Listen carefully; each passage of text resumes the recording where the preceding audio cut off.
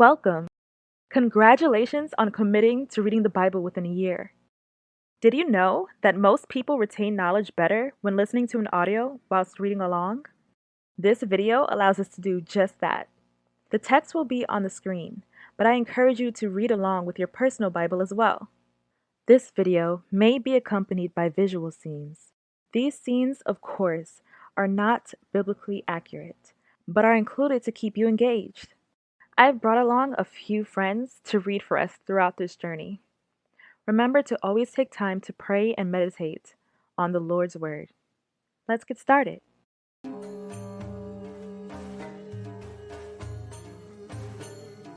Chapter 19. In the 3rd month, when the children of Israel were gone forth out of the land of Egypt, the same day came they into the wilderness of Sinai. For they were departed from Rephidim, and were come to the desert of Sinai, and had pitched in the wilderness, and there Israel camped before the mount. And Moses went up unto God, and the Lord called unto him out of the mountain, saying, Thus shalt thou say to the house of Jacob, and tell the children of Israel.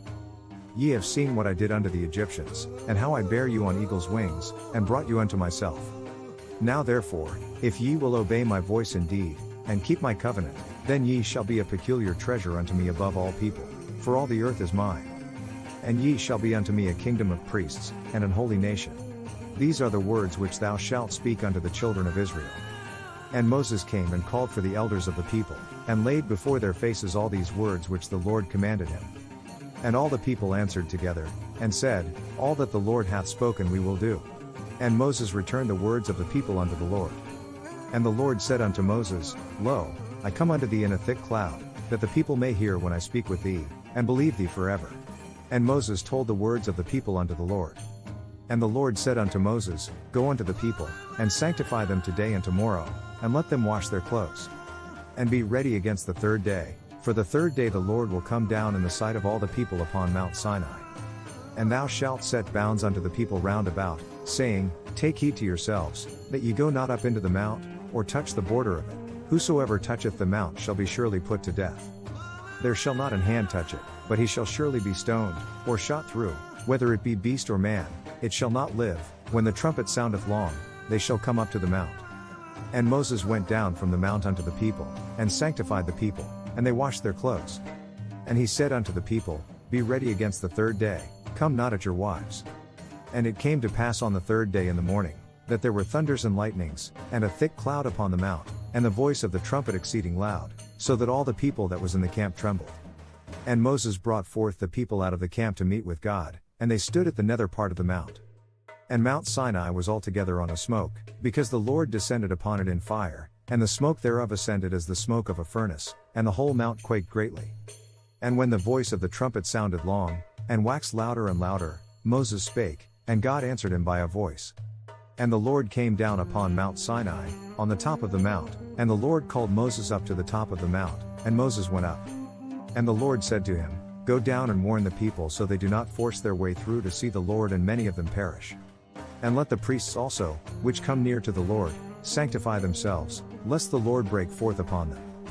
And Moses said unto the Lord, The people cannot come up to Mount Sinai, for thou chargedst us, saying, Set bounds about the mount, and sanctify it. The Lord replied, Go down and bring Aaron up with you. But the priests and the people must not force their way through to come up to the Lord, or he will break out against them. So Moses went down unto the people, and spake unto them. Chapter 20. And God spake all these words, saying, I am the Lord thy God, which have brought thee out of the land of Egypt, out of the house of bondage. Thou shalt have no other gods before me. Thou shalt not make unto thee any graven image, or any likeness of anything that is in heaven above, or that is in the earth beneath, or that is in the water under the earth. Thou shalt not bow down thyself to them, nor serve them.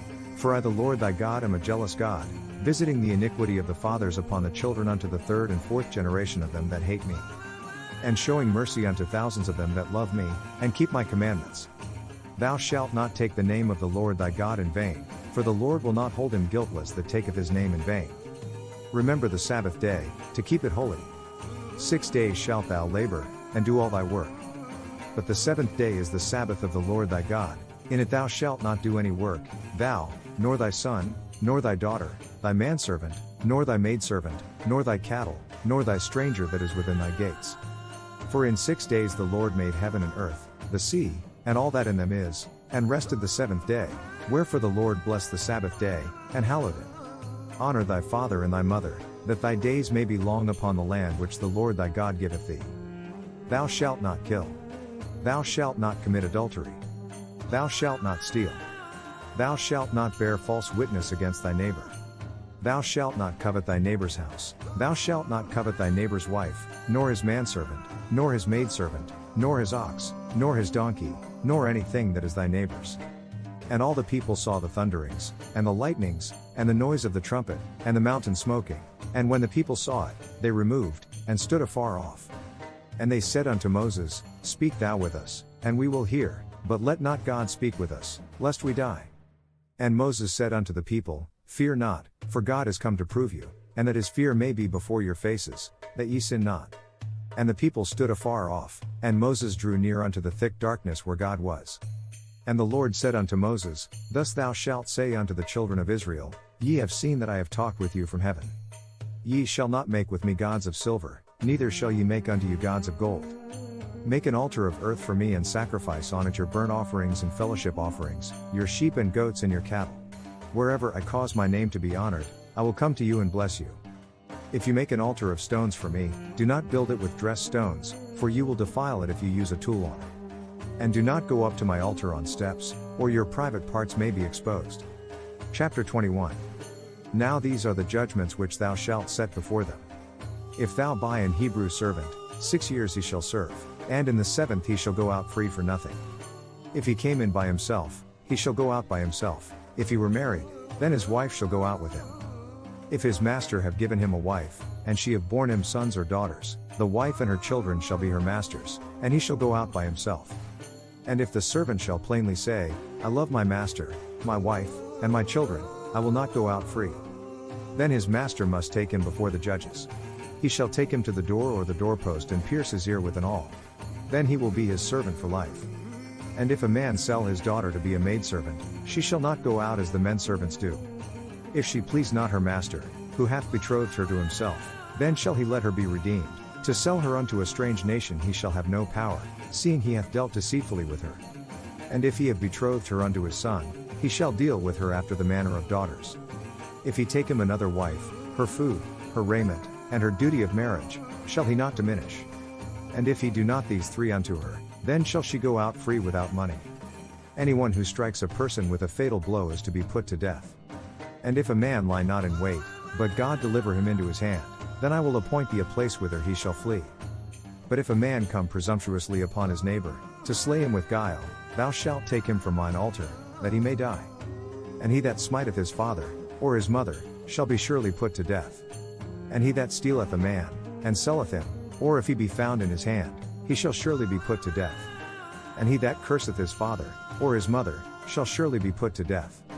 If people quarrel and one person hits another with a stone or with their fist and the victim does not die but is confined to bed, the one who struck the blow will not be held liable if the other can get up and walk around outside with a staff. However, the guilty party must pay the injured person for any loss of time and see that the victim is completely healed. And if a man smite his servant, or his maid, with a rod, and he die under his hand, he shall be surely punished. Notwithstanding, if he continue a day or two, he shall not be punished, for he is his money. If men strive, and hurt a woman with child, so that her fruit depart from her, and yet no mischief follow, he shall be surely punished, according as the woman's husband will lay upon him, and he shall pay as the judges determine. And if any mischief follow, then thou shalt give life for life, eye for eye, tooth for tooth, hand for hand, foot for foot, burning for burning, wound for wound, stripe for stripe. And if a man smite the eye of his servant, or the eye of his maid, that it perish, he shall let him go free for his eye's sake. And if he smite out his manservant's tooth, or his maidservant's tooth, he shall let him go free for his tooth's sake. If an ox gore a man or a woman, that they die, then the ox shall be surely stoned, and his flesh shall not be eaten, but the owner of the ox shall be quit. But if the ox were wont to push with his horn in time past, and it hath been testified to his owner, and he hath not kept him in, but that he hath killed a man or a woman, the ox shall be stoned, and his owner also shall be put to death. If there be laid on him a sum of money, then he shall give for the ransom of his life whatsoever is laid upon him. Whether he have gored a son, or have gored a daughter, according to this judgment shall it be done unto him. If the ox shall push a manservant or a maidservant, he shall give unto their master 30 shekels of silver, and the ox shall be stoned. And if a man shall open a pit, or if a man shall dig a pit, and not cover it, and an ox or an ass fall therein, the owner of the pit shall make it good, and give money unto the owner of them, and the dead beast shall be his. And if one man's ox hurt another's, that he die, then they shall sell the live ox, and divide the money of it, and the dead ox also they shall divide. Or if it be known that the ox hath used to push in time past, and his owner hath not kept him in, he shall surely pay ox for ox, and the dead shall be his own.